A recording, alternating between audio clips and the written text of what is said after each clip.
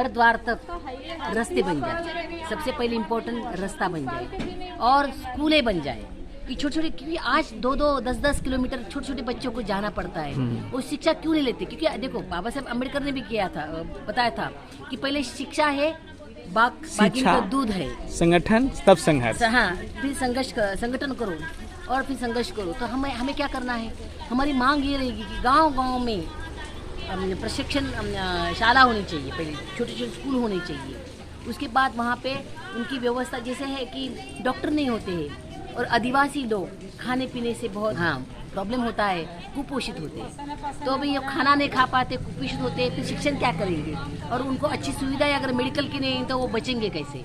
तो फिर इसीलिए ये 3 चीज़ें बहुत ही इम्पोर्टेंट है। सबसे पहले इम्पोर्टेंट कि उनका सुविधाएं उनको दी जाए, कि जो उनके हकदार है बच्चे सीखे, बाद में वो कॉलेज में चले। हमने यहाँ पे कल डिमांड रखा है हमारा, यहाँ बोध गया में महिलाओं के लिए, सिर्फ महिलाओं के लिए महाविद्यालय की प्रस्तावना होना चाहिए, बहुत ज़रूरी है। क्योंकि यहाँ महिला महाविद्यालय है। कभी कभी क्या होता है कि बच्चियाँ पेरेंट्स लोग भेजना नहीं चाहते जहाँ पे कॉमन शिक्षाएं होती है, कभी कभी डर के मारे होती है, कभी कभी पता नहीं, ऐसे थोड़ा सा ये होता है। तो महिलाओं के लिए स्पेशल वहाँ पे महाविद्यालय होना चाहिए। दूसरी बात यह है कि आर्थिक स्थिति महिलाओं की बहुत नीचे स्तर पे आ चुकी है।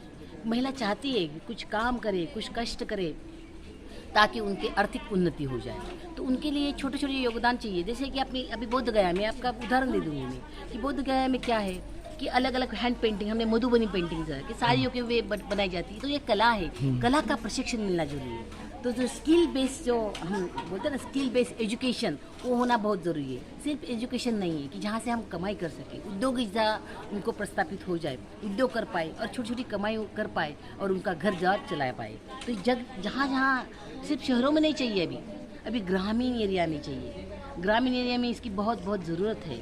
और जहाँ पे आदिवासी पाड़ा है, आदिवासी पाड़ा और आदिवासी एरिया, जहाँ में कभी कभी एक वस्त्र पे ही लोग रहते हैं।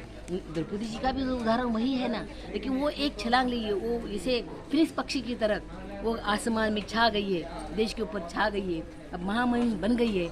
ऐसे ही वो हमारी प्रेरणा स्थान रहेगी, ताकि हमारी जो आदिवासी महिलाएं हैं सब आगे आए। आदिवासी बोले कि सिर्फ क्या होता है, डांस बताते हैं, मुझे नहीं पसंद। आदिवासी का वो एक तो उत्सव है, सिर्फ उत्सव के रूप में मत देखिए। आदिवासी की निरंतर उनकी निरंतर उनकी ज़रूरतें क्या है, उनकी क्षमता क्या है, और क्षमता का योगदान होना बहुत ज़रूरी है। वो क्षमता का योगदान अपने देश के लिए बहुत ज़रूरी है। जड़ी बूटियाँ है इतनी अच्छी, हर्बल इसमें आ जाए, प्रोडक्ट में आ जाए, जो उनको नॉलेज है, हम लोगों को नॉलेज नहीं है। मैं लाइफ साइंसेस की प्रोफेसर और हेड ऑफ डिपार्टमेंट है, जितना उनको नॉलेज इतना हमको नॉलेज नहीं है। तो नॉलेज हमारे देश के लिए आयुर्वेदा में या दूसरे कौन सी जो दवाई है उसी में आना बहुत ज़रूरी है। तो उसके भी उनको उत्पन्न की साधन जो निर्माण हो सके, इसके लिए भी हम लोग सोचना बहुत ज़रूरी है। और ये मुझे लगता है हम संदेश ये मोदी जी तक पहुँचाएंगे, ये हमारी